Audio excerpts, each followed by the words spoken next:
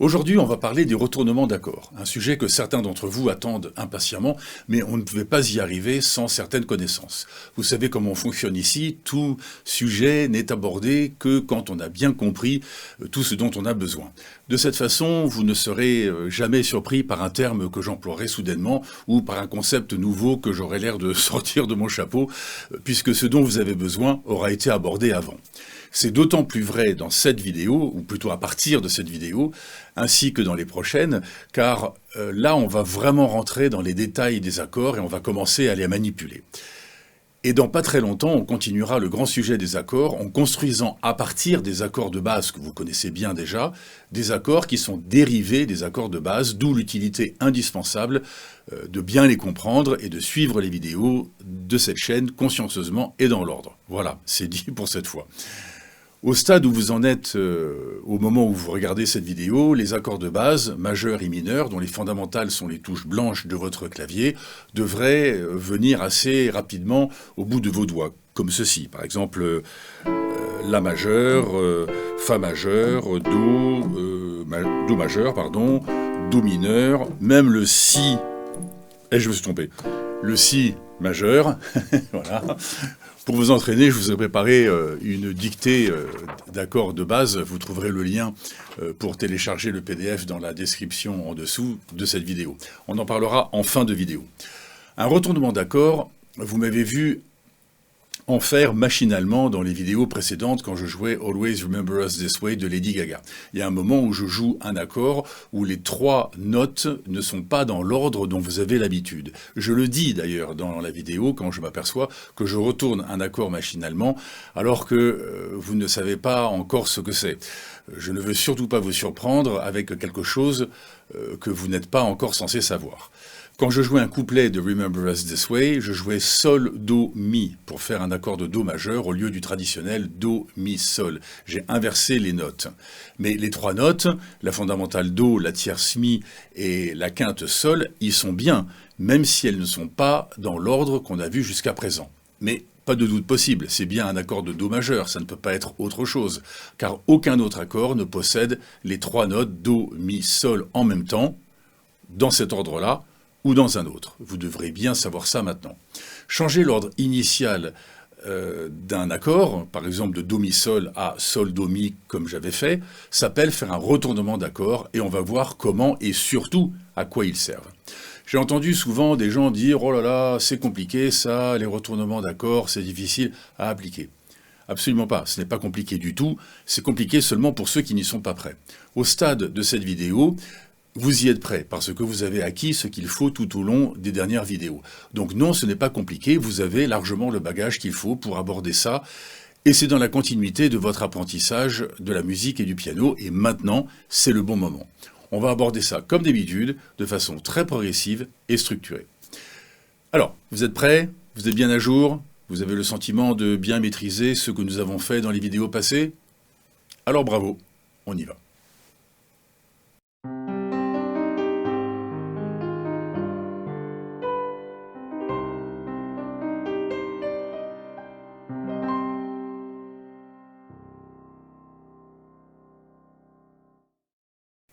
Bonjour à tous, pour ceux qui ne me connaissent pas encore, je m'appelle Stéphane et ces vidéos sont faites pour être suivies dans l'ordre. C'est pour ça qu'elles sont toutes numérotées. En musique, comme dans tout, il faut savoir marcher avant d'espérer apprendre à courir sans se casser la figure. Justement, pour bien aborder ce sujet des retournements d'accords, faisons un petit rappel de comment les accords de base fonctionnent. On sait qu'un accord de base, qu'il soit majeur ou mineur, est fait de trois notes de base. La fondamentale, la tierce, la quinte. Par exemple, l'accord de La majeur est formé des notes La pour la fondamentale, Do dièse pour la tierce et Mi pour sa quinte. On a vu aussi que les trios de notes d'un accord de base sont uniques. Parmi les 24 accords de base possibles majeurs et mineurs, seul l'accord de La majeur possède ces trois notes-là, et en même temps, les notes La, Do dièse, Mi, c'est l'accord de La majeur, point final. Les 23 autres accords de base ont d'autres trios de notes. Tous les accords de base sont donc uniques. Le La majeur, le Do mineur, le Si bémol majeur, leurs trios sont tous uniques. On sait aussi qu'un accord de base peut être joué avec autant de notes qu'on veut, tant qu'on ne joue que les 3 notes de l'accord. L'accord de Do majeur, par exemple, peut être joué comme ceci, avec 2 fondamentales à la main gauche, 2 fondamentales à la main droite, et puis je peux boucher le trou de la main droite avec une tierce et une quinte, Mi et Sol. Voilà un accord de Do majeur, bien étendu, sur le clavier, lui donnant une sonorité bien fournie. Il n'y a que des Do, des Mi, des Sol, et rien d'autre que ces 3 notes-là. Nous sommes donc en présence d'un accord de Do majeur, pas de confusion possible. Par simplicité, on présente toujours un accord de base sous cette forme. Sa fondamentale, sa tierce et sa quinte. Pour l'accord de Do majeur, sa fondamentale, c'est la première note de la gamme de Do majeur, Do. La tierce, c'est la 3e note de la gamme de Do majeur. Et la quinte, c'est la 5e note de la gamme de Do majeur, Sol. Do, Mi, Sol. Voilà comment on fabrique un accord de Do majeur. C'est pareil pour les 23 autres accords de base majeur et mineur. Mais une fois que je sais qu'un accord de Do majeur est formé d'un Do, d'un Mi et d'un Sol, qu'est-ce qui m'empêche de les jouer dans un autre ordre? Disons par exemple Sol, Do, Mi. C'est ce que je faisais quand je jouais Always Remember Us This Way. C'est le même trio de notes, propre à l'accord de Do majeur, mais dans un autre ordre. Sol, Do, Mi est donc forcément aussi un accord de Do majeur. J'ai seulement retourné les notes. Ce que je joue ici, Sol, Do, Mi, est un retournement de l'accord de Do majeur, mais c'est toujours un accord de Do majeur de base puisqu'il possède les notes Do, Mi, Sol et rien d'autre. Je le joue juste dans un autre ordre. Donc je peux inventer n'importe quelle combinaison de Do, de Mi et de Sol avec autant de Do, de Mi et de Sol que je veux, et dans n'importe quel ordre, ça sera toujours un accord de Do majeur de base. Regardez bien ce que je joue. Ça, c'est un Do majeur. Ça aussi. Ça aussi. Je ne joue que des Do, des Mi et des Sol, donc tous les accords que je viens de jouer sont des accords de Do majeur. Et maintenant, on va faire un petit jeu pour vous montrer comme votre oreille vous parle. Vous vous souvenez, la petite oreille qu'il y a en vous, qui ne dit rien quand tout va bien, et qui vous envoie une notification quand il y a quelque chose qui ne lui plaît pas. Eh ben, on va la titiller un peu pour la faire parler. Voilà le jeu. Je vais jouer des accords de Do majeur, comme je viens de le faire, sans que vous puissiez voir ce que je joue, bien sûr. Sinon, ça serait un peu trop facile. Je vais jouer 10 accords.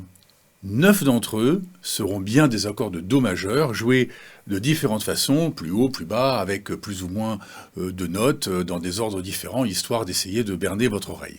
Au milieu de tout ça, un de ces 10 accords ne sera pas un accord de Do majeur, mais il sera très poche. Je vais juste changer une seule note, et du coup, le trio ne sera plus celui de Do majeur, mais d'un autre accord. Dans ces 10 accords que je vais jouer, pourrez-vous dire lequel n'est pas un accord de Do majeur? Le 2e, le 6e, le 8e, lequel? On a déjà joué à un petit jeu comme ça dans une vidéo précédente. Il fallait identifier une note qui n'appartenait pas à une gamme. Maintenant, c'est avec plusieurs notes jouées en même temps. Ce n'est pas plus difficile. Votre oreille sait faire la différence. Le but n'est pas de déterminer quelle note ne devrait pas être là ou quel accord j'ai joué, mais seulement d'écouter ce que votre oreille va vous dire. Ah, attention, là, il y a quelque chose qui ne sonne pas comme avant. Mais attention, il y a un piège. Regardez, ceci est un accord de Do majeur, Do, Mi, Sol, rien de plus banal.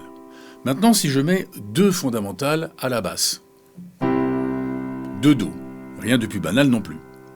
Mais maintenant, si je mets, au lieu de la fondamentale Do à la basse, je mets un 2 Mi à la basse. La sonorité change, et pourtant c'est toujours un accord de Do majeur. Il n'y a que des Do, des Mi, des Sol et des Mi. Pareil si je joue avec des quintes, si je mets des quintes à la basse, ça sonne différemment, et pourtant c'est bien un accord de Do majeur. Il n'y a toujours que des Do, des Mi et des Sol et rien d'autre. Mais en écoutant bien, les accords chantent quand même la même chose. Écoutez, si je mets soudainement un Sol majeur au milieu des Do majeurs, voici un Do majeur. En voici un autre. En voici un autre. Et voici un Sol majeur. Là, vous entendez bien qu'on a changé de tonalité. Ce Sol majeur n'est plus du tout la même chose que les Do que je jouais avant. Quand on entend un accord, notre oreille attend une fondamentale à la basse. C'est comme ça que notre oreille est formatée. Si au lieu d'y mettre une fondamentale, on y met une tierce ou une quinte, alors notre oreille est un peu perdue et aura tendance à croire que c'est peut-être un autre accord. Alors qu'en fait, pas du tout, c'est bien un accord de Do majeur, mais avec une tierce ou une quinte à la basse au lieu d'une fondamentale. Et je vais en mettre des accords de Do majeur où la basse n'est pas une fondamentale attendue. Faites bien attention de ne pas vous faire avoir, alors ouvrez grand les oreilles. On y va. Premier accord.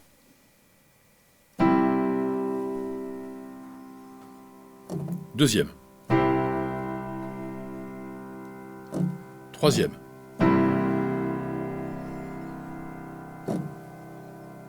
Quatrième. Cinquième.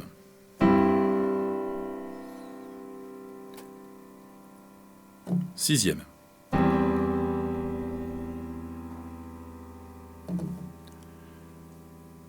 Septième. Huitième. Neuvième. Et dixième.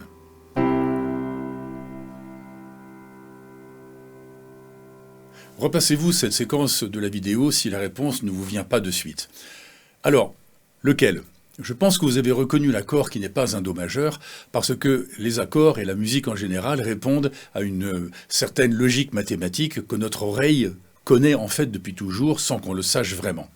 Ces vidéos vous amènent à en prendre progressivement conscience. En fait, nous sommes tous des musiciens dès notre naissance, de la même façon que nous sommes tous des petits chimistes, puisque notre nez sait analyser des molécules dans l'air parmi des milliers et en déduire ce que c'est. Enfin, plus ou moins bien selon notre expérience, bien sûr. Bon alors, lequel de ces 10 accords est-elle intrus ? Je vous donne la réponse ? Ok, la voici. C'était le 7e accord. Le 7e accord n'était pas un accord de Do majeur. J'ai joué un accord qui ressemble un peu au Do majeur à une note près. J'ai remplacé le Do, de Do mi sol, par un Si, faisant un Si mi sol. Et à la main gauche, j'ai joué un Mi et un Sol. Voilà. Pas de Do. J'étais donc à une note près. Ça, c'est un Do. Ça, c'en est pas un. Cet accord existe vraiment, mais vous ne reconnaissez pas d'emblée, justement parce que c'est un retournement d'un autre accord que vous connaissez déjà. Ne cherchez pas, on va en reparler de cet accord mystère un peu plus tard dans cette vidéo. Qu'est-ce que c'est que ces retournements d'accords ? On parle en fait des retournements des 3 notes qui forment un accord de base, la fondamentale, la tierce et la quinte. Les retournements d'un accord de base font partie de toutes les façons possibles de jouer un accord. Voici donc l'accord de Do majeur dans sa forme initiale, Do, Mi, Sol, c'est-à-dire les 3 notes minimales pour faire l'accord de Do majeur, la fondamentale Do, la tierce Mi, la quinte Sol. Mais qu'est-ce qui m'empêche de jouer cet accord de Do majeur en déplaçant le Do, par exemple, de le mettre ici, un octave au-dessus. Je prends la fondamentale et je l'envoie au Do suivant. Je déplace un peu ma main et mes doigts qui doivent aussi s'adapter car l'emplacement n'est pas tout à fait le même. Et voici, je me retrouve avec Mi, Sol, Do. Mon trio de notes Do, Mi, Sol y est bien. Do, Mi, Sol, pas de doute. C'est bien un accord de Do majeur. C'est juste que la fondamentale n'est plus à la basse, comme elle était avant, mais en haut de l'accord. Et alors, il y a une légère différence de sonorité, mais c'est toujours un accord de Do majeur. Ça, c'est le premier retournement. Je vous la refais. Je pars de la forme initiale, Do, Mi, Sol, je prends la note la plus basse, je l'envoie une octave au-dessus, et ça me fait Mi, Sol, Do. Mi, Sol, Do est le premier retournement de l'accord de Do majeur. Do, Mi, Sol est sa forme initiale, Mi, Sol, Do est son premier retournement. Je recommence en partant du premier retournement, Mi, Sol, Do, je prends la note la plus basse, le Mi, et je l'envoie une octave au-dessus. Je me retrouve avec Sol, Do, Mi. Les 3 notes ne sont plus du tout dans l'ordre initial, et alors, elles sont toutes les 3 là. Ma fondamentale de Do est au milieu, ma tierce Mi est en haut, ma quinte Sol est en bas, et alors, tout le monde est bien là, pas de problème, c'est toujours un accord de Do majeur. Sol, Do, Mi est le deuxième retournement de l'accord de Do majeur. Si on recommence une autre fois, je pars du deuxième retournement, Sol, Do, Mi, je prends le Sol, je l'envoie une octave au-dessus, je me retrouve avec Do, Mi, Sol. Ah bah tiens, Do, Mi, Sol, on est revenu à la forme initiale.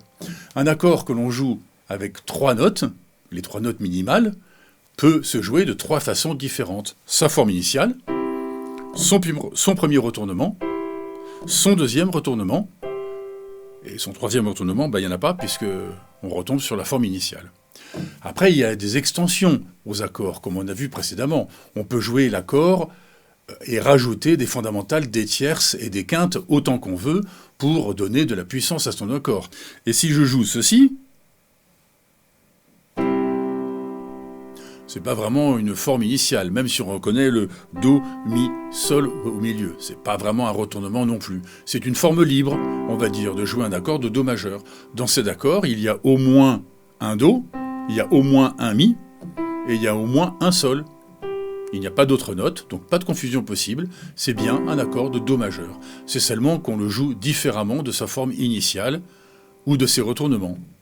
C'est une forme libre. Bien souvent, quand on joue une chanson au piano, on joue les accords à la main droite et la basse à la main gauche, comme le fait Lady Gaga dans la chanson Always Remember Us This Way. Donc, ma main droite doit jouer au moins les 3 notes de chaque accord, la main gauche se consacrant à la basse pour donner de l'énergie à votre jeu en jouant une fondamentale ou 2 en bas pour faire la basse et éventuellement une tierce ou une quinte en plus pour meubler un petit peu tout ça. Puisque votre main droite jouera l'accord entier, c'est-à-dire avec au moins une fondamentale, une tierce et une quinte, elle pourra jouer une des 3 formes possibles de l'accord, la forme initiale ou un de ces 2 retournements. Ok, mais ça sert à quoi ces retournements ? D'abord, vous avez entendu comme ça change un peu la sonorité de l'accord. Il monte ou il descend en hauteur quand on prend les 3 notes et qu'on les réorganise dans un ordre différent. Je reprends mon Do majeur, initial, premier retournement, deuxième retournement. Vous voyez comme ça monte. Ou alors, initial, deuxième retournement, premier retournement. Vous voyez comme ça descend. Les 3 formes sonnent donc un peu différemment parce qu'ils ne sont pas joués tout à fait au même endroit sur le clavier, donc ces sonorités peuvent servir pour moduler le morceau. Deuxièmement, le retournement d'accord peut aussi servir à lier les accords entre eux. Alors oui, on a déjà la pédale pour ça. Vous vous souvenez comme l'utilisation de la pédale sert à éliminer les trous sonores qu'il y a entre les accords que l'on joue. On ne va pas y revenir, vous devriez commencer à bien savoir utiliser la pédale maintenant. Et ces trous sonores que l'on fait entre les accords sont aggravés si on doit replacer sa main sur un accord qui n'est pas juste à côté. Et justement, les retournements d'accords servent à éviter de faire des replacements de main trop importants sur le clavier et ainsi faciliter le passage d'un accord à un autre. En plus, un replacement de main sur le clavier est toujours dangereux, augmentant le risque de faire une fausse note. Donc, quand on peut, on essaye de limiter les replacements de main. Regardez par exemple entre un Do majeur et un Mi mineur. Mettons ça en pratique tout de suite. Disons que je joue une chanson qui commence par un Do majeur, Do Mi Sol, suivi d'un Mi mineur, Mi Sol Si, dans un rythme similaire à celui de Always Remember Us This Way. Je joue les accords dans leur forme initiale, fondamentale, tierce et quinte. Voici mon Do majeur. Voilà, maintenant je dois jouer un Mi mineur. Alors j'ai 2 solutions. Soit je monte et je vais le chercher ici, ou alors je vais le chercher en bas. Donc mes 2 solutions, les voici. Do majeur, je monte. Mi mineur. Ok. Ou alors la deuxième solution, je descends. Do majeur. Mi mineur. Vous voyez comme dans les 2 cas, j'ai un replacement de la main. De Do à Mi ou de Do à Mi. Alors celui qui va vers le bas, il est vraiment très loin. Donc je vais essayer de limiter ça. Je ne dis pas que c'est difficile à faire ce replacement de la main, surtout que entre le Do majeur et le Mi mineur, l'espacement entre les doigts ne change pas. Mais sûrement plus que s'il n'y en avait pas à faire. Ce replacement demande quand même quelques neurones en plus, alors qu'ils ont déjà bien des choses à faire. Des fois, la chanson l'exige, un tel replacement, alors on le fait. Mais bon, si ça ne change pas grand-chose à la chanson, pourquoi faire un replacement qui peut vite nous faire une fausse note? Et plus ce déplacement de la main est grand, plus on a des chances que nos doigts tombent mal. Et puis aussi, peut-être que je trouve ce mi mineur, par rapport au do, un petit peu trop haut, et celui-là, franchement trop bas.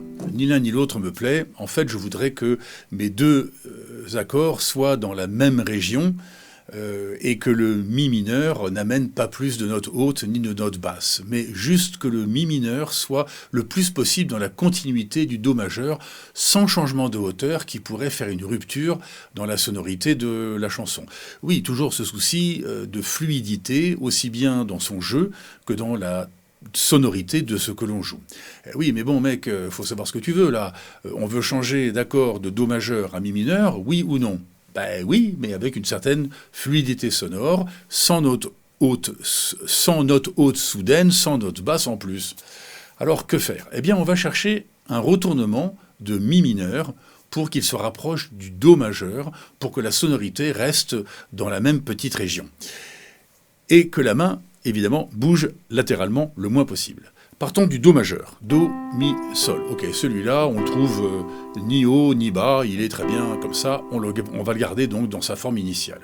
Bon, maintenant, il faut jouer le mi mineur. Mi, sol, si. Bon, celui-ci est trop haut, et celui-ci est trop bas, et trop loin. Alors, je vais donc chercher s'il n'y a pas une autre façon de jouer ce mi mineur en se rapprochant le plus possible du do majeur. Voici le mi mineur dans sa forme initiale. Mi, sol, si. Allons chercher le premier retournement. Je prends mon mi, je le mets au-dessus, je me retrouve avec sol, si, mi. Je descends d'une octave pour essayer de me rapprocher de mon do majeur. Qu'est-ce que ça donne? Je joue mon do majeur et mon sol, si, mi. Bon, c'est déjà mieux, mais c'est pas terrible non plus. Il faut encore que je déplace pas mal ma main, et puis ce sol-là, moi je le trouve un petit peu trop bas, ça donne un coup de basse, alors que j'ai dit que je voulais passer d'un accord à l'autre presque sans que ça s'entende. Bon, essayons de retourner encore une fois le mi mineur. Alors je reprends sol, si, mi, je prends le sol, je le mets au-dessus, ça me donne si, mi, sol. Si, mi, sol. Tiens, mais c'est pas notre accord mystère de notre jeu de tout à l'heure, ça? L'intrus était donc un mi mineur dans son deuxième retournement, c'est pour ça qu'on ne l'a pas reconnu très, très facilement. Deuxième retournement, on ne savait pas encore ce que c'était. Et effectivement, comme j'avais dit juste avant le jeu, j'allais changer une seule note pour essayer de vous berner. Ah ben voilà, il n'y a qu'une seule note qui change entre le do majeur et le mi mineur. Le do majeur, c'est do, mi, sol dans sa forme initiale, et le mi mineur, c'est si, mi, sol dans son deuxième retournement. Pour passer d'un do majeur à un mi mineur, je peux juste changer une seule note. Je joue le do avec mon pouce, ou le si avec mon pouce. C'est super, le tour est joué. C'est vraiment pas difficile du tout. Et surtout, regardez, je n'ai plus du tout de replacement de main à faire sur le clavier. Ma main reste bien au-dessus des notes de do majeur, et je peux jouer le do majeur suivi du mi mineur très facilement. Ça me libère d'un replacement de la main toujours hasardeux. Et en plus, ça reste au même endroit du clavier, ne provoquant pas de changement de hauteur que je ne voulais pas. Écoutez, je vais jouer les deux accords avec le rythme de Always Remember Us This Way. Je monte, forme initiale, de mi. Ou alors, je descends, forme initiale de mi, mais en bas. Ou alors, deuxième retournement. Et voilà, vous entendez comme cette dernière solution, il n'y a pas de rugosité due à une sonorité qui soudainement partirait vers les hautes notes ou vers les basses. Cette dernière solution, do majeur suivi de mi mineur dans son deuxième retournement, offre un regroupement des notes des accords. Ça donne une fluidité au moment où le do cède la place au mi mineur. Et en plus, on utilisera bien la pédale pour lier le tout, comme on a vu précédemment. Je ne dis pas qu'à ce stade, vous devez savoir parfaitement vous servir de la pédale, mais vous connaissez très bien comment s'en servir et que vous êtes en train d'acquérir cette pratique au fur et à mesure. Je voulais que les deux accords soient proches l'un de l'autre sur le clavier pour une bonne fluidité sonore. c'est fait. Je voulais me faciliter la vie en évitant un replacement de la main, c'est fait aussi. Tout est parfait, que vouloir de plus? Alors, ça ne veut pas dire qu'on va toujours chercher à rapprocher les accords à tout prix. Parfois, un morceau fait exprès de partir soudainement vers le haut ou vers le bas. Alors, on va même éventuellement chercher des retournements pour, au contraire, accentuer ce dérapage vers le haut ou vers le bas. Ça dépend évidemment du morceau et de ce que l'on cherche à faire. Et voilà le travail d'un pianiste, c'est de déterminer comment on va pouvoir jouer les accords d'une chanson de façon la plus simple pour soi, tout en gardant une sonorité et une fluidité agréable. C'est par les retournements d'accords qu'on va parvenir à accrocher les wagons de la chanson à la queue leu-leu. Les wagons dont je parle, ce sont évidemment les accords de la chanson qui défilent les uns après les autres. Alors, ce n'est pas quelque chose qui se fait spontanément. Il faut se mettre dans un coin, tout seul, et travailler un peu, faire ce travail de retournement et apprendre le morceau comme on a décidé de le jouer. Quand des potes me demandent de jouer une nouvelle chanson avec eux, je me mets dans un coin, parfois je ne la connais même pas, je l'écoute encore et encore, je note la suite d'accords qui la composent, et je détermine, accord par accord, comment les mettre bout à bout, en les retournant et en décidant comment je vais les accrocher les uns aux autres. Je vais prendre en compte la sonorité tout en essayant autant que possible de limiter mes déplacements de main. En plus, on s'aperçoit qu'en musique, au moins en musique contemporaine, c'est très souvent bien plus joli de jouer groupé, comme on vient de faire avec le Do majeur et le Mi mineur. Quand il y a des grandes différences de sonorité, de haute et de basse qui apparaissent et qui disparaissent au gré des accords, quand on ne les retourne pas, ça part un peu dans tous les sens, c'est pas très joli et ça fait tout de suite pianiste débutant qui n'a pas fait son travail avant de venir jouer. La combinaison de la pédale et le travail en amont des retournements des accords pour qu'ils s'imbriquent le plus possible les uns aux autres, la combinaison de ces deux choses-là sont la recette magique de la fluidité de ce que vous jouez. La pédale et comment vous accrochez vos accords entre eux. Ces deux sujets sont donc à maîtriser et on va utiliser ces deux techniques à profusion à partir de maintenant et donc elles vont bien finir par entrer dans votre tête. Comme j'ai déjà dit, quand vous connaissez le solfège et que vous savez lire des partitions, ce problème ne se pose pas. C'est le compositeur qui a fait ce travail de décider comment jouer le morceau ou la chanson. Vous n'avez pas à vous préoccuper de la fluidité, de la sonorité du morceau. C'est le compositeur qui a fait ce travail et qui vous livre ses solutions sur une partition qu'il vous suffit de lire sans se poser de questions. C'est une autre approche. L'une n'empêche pas l'autre, bien sûr. L'idéal, c'est de savoir faire les deux. Mais la plupart des compositeurs de chansons d'aujourd'hui ne savent pas lire les partitions, ne savent pas lire les notes, mais maîtrisent ces techniques dont je viens de parler. Alors continuons un peu. On a joué le Do majeur dans sa forme initiale, et puis le Mi mineur dans son deuxième retournement, et ça donne ça.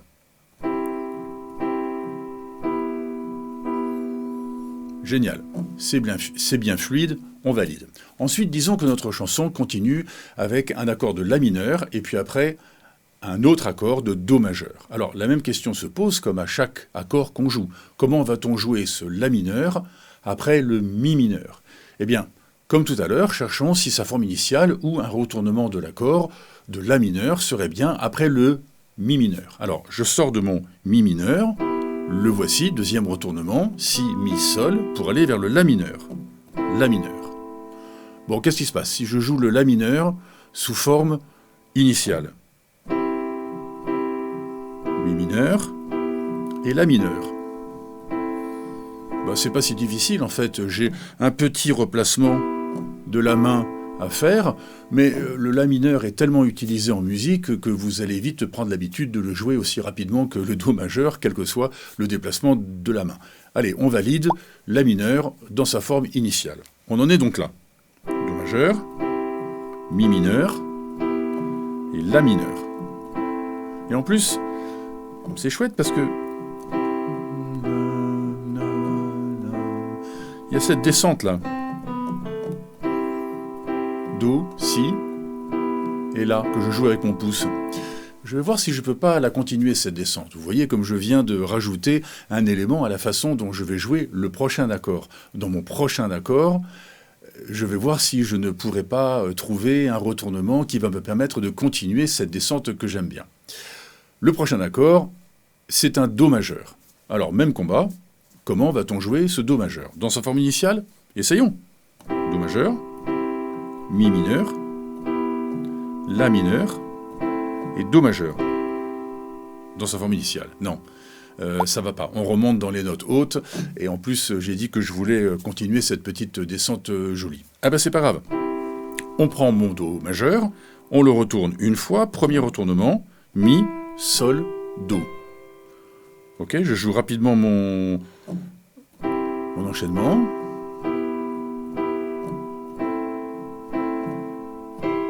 Non, ça va pas non plus. Si je le joue en bas, ça fait... Là, je pars dans les basses, c'est encore pire, c'est moche, et je ne continue pas la descente que je veux. Ok, pas de problème. Premier retournement. Deuxième retournement, je prends le Mi, je le mets là-haut, ça me fait Sol, Do, Mi. Je descends d'une octave. Déjà, je vois que je me retrouve à peu près dans le même secteur. C'est bon signe, ça. Bon, je teste la phrase entière. Do majeur, Mi mineur dans son deuxième retournement, La mineur initiale, et Do dans sa deuxième retournement. Ah ben voilà, c'est évident. En sortant du La, regardez, j'arrive sur mon La, sur mon Sol, Do, Mi, je m'en mêle les pinceaux, et c'est très très facile à jouer. C'est exactement comme quand je sortais du Do et que j'allais vers le Mi mineur du début du morceau. Et en plus, c'est super facile à jouer, regardez.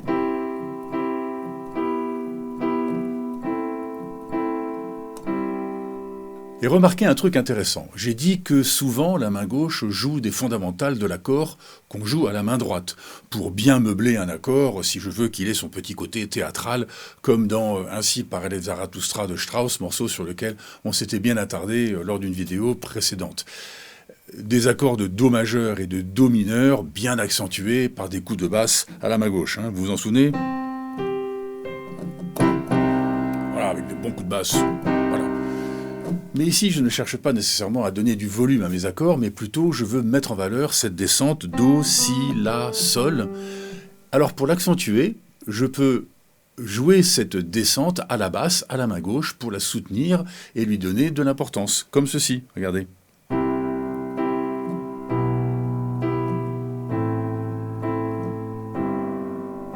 Voilà, on entend bien cette descente que je trouvais sympa.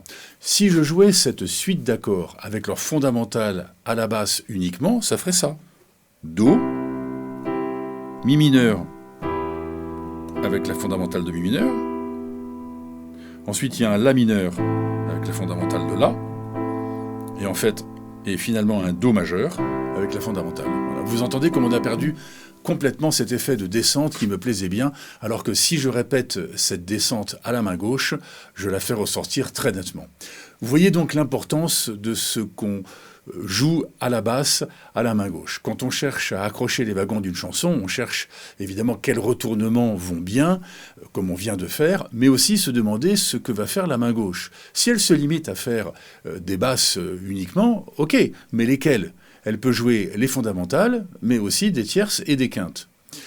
Dans nos 4 accords, où on veut accentuer la descente Do, Si, La, Sol, la main gauche ne va pas se contenter de jouer que la fondamentale de chaque accord. Elle va jouer la fondamentale de l'accord de Do majeur, et comme je descends, Mi mineur, ça sera la quinte de mon accord de Mi mineur, vous pouvez vérifier, la fondamentale de La mineur, et finalement, la quinte, le Sol, c'est la quinte de l'accord de Do majeur.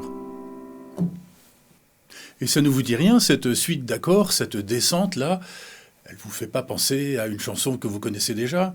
Ça ne serait pas étonnant, c'est une descente très utilisée en musique contemporaine que l'on retrouve dans beaucoup de chansons. Par exemple, celle-ci, normalement, c'est joué à la guitare sèche, mais bon, tout ce qui se joue sur un instrument peut se jouer sur un autre. Les règles de musique sont les mêmes pour tous. Écoutez celle-ci.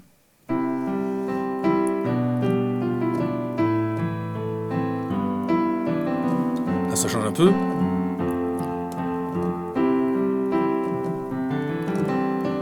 C'est un endroit qui ressemble à la Louisiane, à l'Italie, la chanson Le Sud de Nino Ferrer. Il y a aussi Someone Like You de Adele, que je prends souvent comme exemple. Elle aussi commence par cette même descente.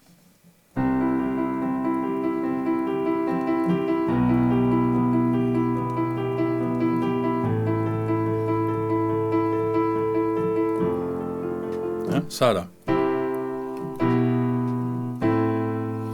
C'est aussi la descente du début de la chanson A Whiter Shade of Pale de Procol Harum à l'orgue. Même les plus jeunes d'entre vous la connaissent sûrement, c'est une chanson qui a marqué un tournant vraiment dans la musique contemporaine, malgré qu'elle date de 1967, elle reste très moderne dans sa composition et pourrait tout à fait sortir aujourd'hui. Écoutez-la si vous ne la connaissez pas, sa descente saute aux yeux, enfin aux oreilles.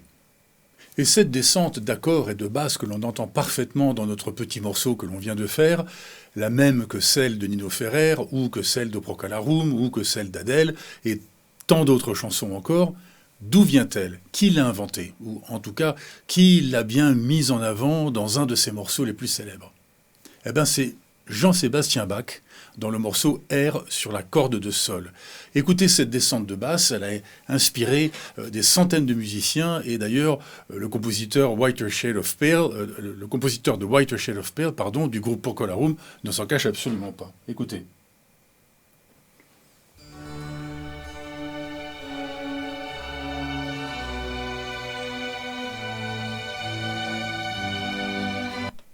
Vous avez entendu cette descente de basse? Si vous ne l'entendez pas, écoutez, je vais l'accentuer exprès avec le piano.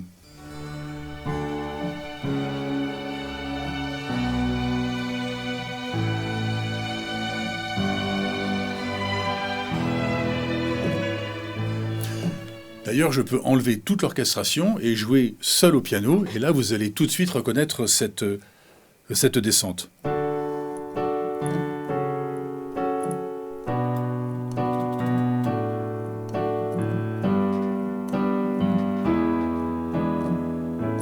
Okay. Jean Seb, il a composé ça au début du XVIIIe siècle, il y a 300 ans. Tu parles qu'il y a des compositeurs qui ont été chercher ce que les anciens ont écrit pour s'en inspirer. Ils avaient déjà tout compris, les vieux. Certains compositeurs, comme Serge Gainsbourg et John Williams, s'en sont donnés à cœur joie, parfois en faisant même de véritables copier-coller. Une chanson beaucoup plus récente, Lucie, de Pascal Obispo, a une très belle descente. C'est pas tout à fait la même, ce qui la rend originale. Écoutez.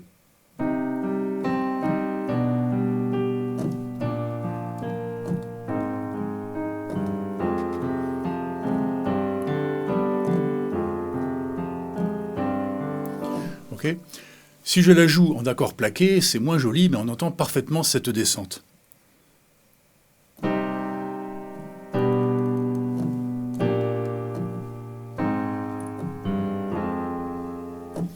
Bon, faut pas non plus tomber dans le cliché, et quand on fait une chanson mélancolique, on fait une descente.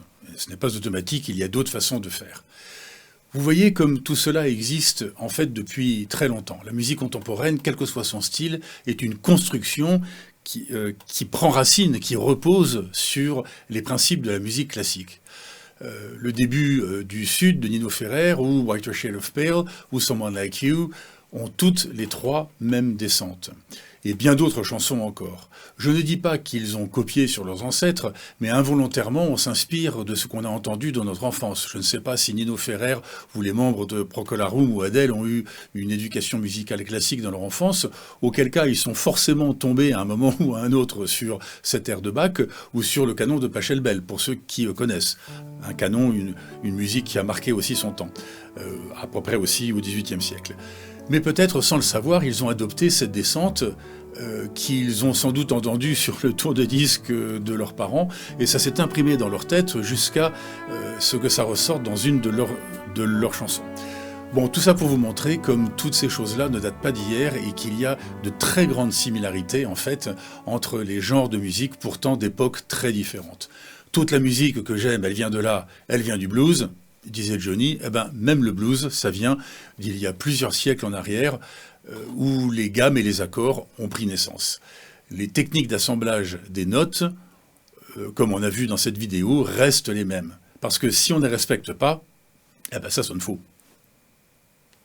Bon, je me dissipe. C'est pour notre culture générale, on ne va pas mourir idiot non plus. Revenons à Always Remember Us This Way. Quand je vous jouais le morceau, sans le vouloir, j'ai fait un retournement d'accord, alors que je ne voulais pas, pour ne pas vous montrer quelque chose que vous ne connaissiez pas encore. Je vous ai expliqué que souvent, quand je joue quelque chose durant les enregistrements de ces vidéos, je lutte contre moi-même pour jouer d'une façon qui se cale avec ce que je vous dis. Mais mon petit cerveau étant déjà occupé à faire pas mal de choses, comme penser à ce que je vais vous dire après, ce que je vais jouer et comment je vais le jouer, eh ben, le naturel prend le dessus et je fais des retournements que j'ai l'habitude de faire. Alors j'aurais préféré jouer tous mes accords dans leur forme initiale pour que vous puissiez facilement les reconnaître. Quand je joue Always Remember Us This Way, dans les couplets, je joue toujours le Do majeur dans son deuxième retournement, Sol, Do, Mi, au lieu du Do, Mi, Sol, sa forme initiale, pour justement rester groupé. C'est plus joli et en plus, vous allez voir que c'est aussi beaucoup plus pratique pour moi. Regardez. Forme initiale de La mineur. Forme initiale de Fa majeur. Et là maintenant, il va falloir que j'aille chercher le Do là-haut. Il y a un grand déplacement de main là. Donc si je vais le chercher en deuxième retournement, ça fait ça. De là à là. Donc c'est plus pratique. La la la la la.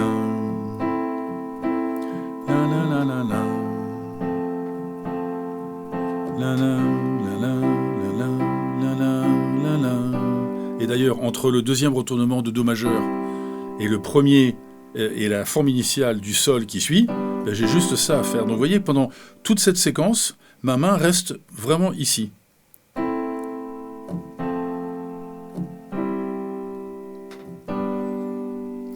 Et là, c'est facile encore. Je peux très bien le faire. Ce grand voyage. Là, maintenant. Hop, c'est loin. Mais comme j'ai pas grand-chose à faire, j'y arrive. Mais tout à l'heure, plus tard dans la chanson, quand il va y avoir des transitions et plein de notes à mettre dedans, comment je vais faire? Écoutez. Ta-na-na-na-na. Ta-na-na-na-na. Yaou! Il faut que j'aille de là jusque là-haut. Alors que si je fais le deuxième retournement du Do majeur, eh bien regardez, le Do majeur, il est juste là. Et mon Sol majeur est juste là aussi. Donc je vous la refais, version plus compliquée plus tard dans la chanson.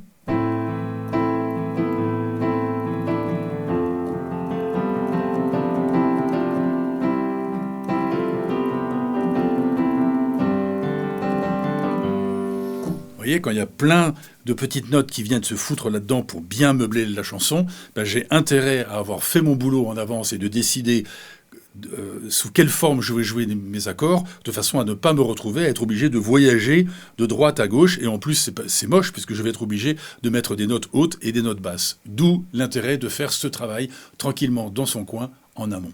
C'est ça le travail d'un pianiste. Pour la prochaine fois, toujours le même programme d'exercice, mais maintenant, vous pouvez adopter ce retournement du Do majeur dans les C1, C2, C3 et C4 de Always Remember Us This Way, et voir s'il y en a d'autres, peut-être dans les R1 et R2, de façon à pouvoir mieux jouer groupé et pour votre confort. À vous de commencer à prendre vos propres décisions sur comment jouer une chanson. Ne vous inquiétez pas, on en refera d'autres.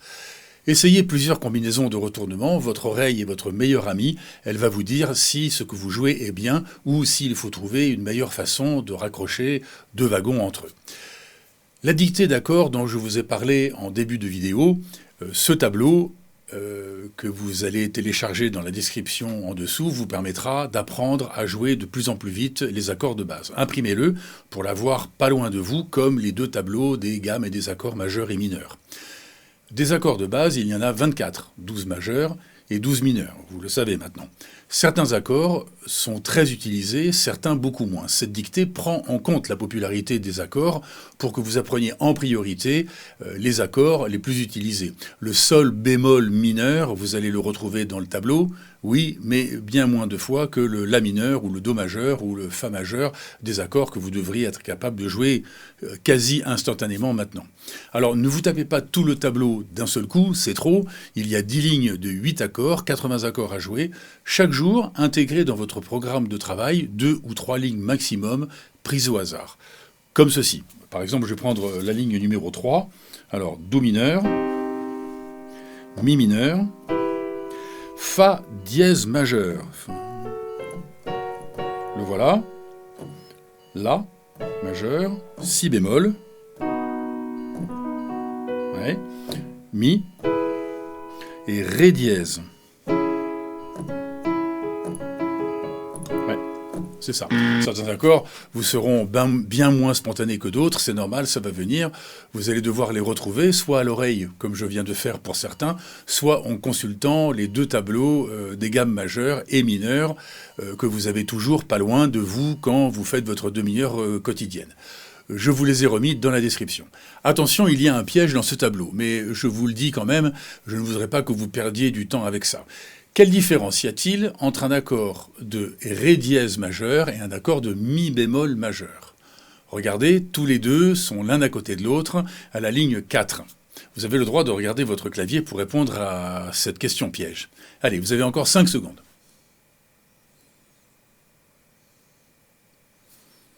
Réponse? Il n'y a pas de différence. C'est le même accord. J'espère que vous avez trouvé, parce que sinon il vous manque quelque chose d'important dans vos connaissances. La note de Ré dièse peut aussi s'appeler Mi bémol. Ré dièse ou Mi bémol. Donc la gamme de Ré dièse majeur peut aussi s'appeler la gamme de Mi bémol majeur. Et donc l'accord de Ré dièse majeur peut aussi s'appeler l'accord de Mi bémol majeur. Je vous ai fait le coup dans le tableau à 2 ou 3 reprises de mettre 2 mêmes accords à côté, l'un de l'autre, mais avec un nom différent. Je voulais vous faire la surprise, et puis après je me suis dit, bon, ça sert à rien de vous enquiquiner avec ça.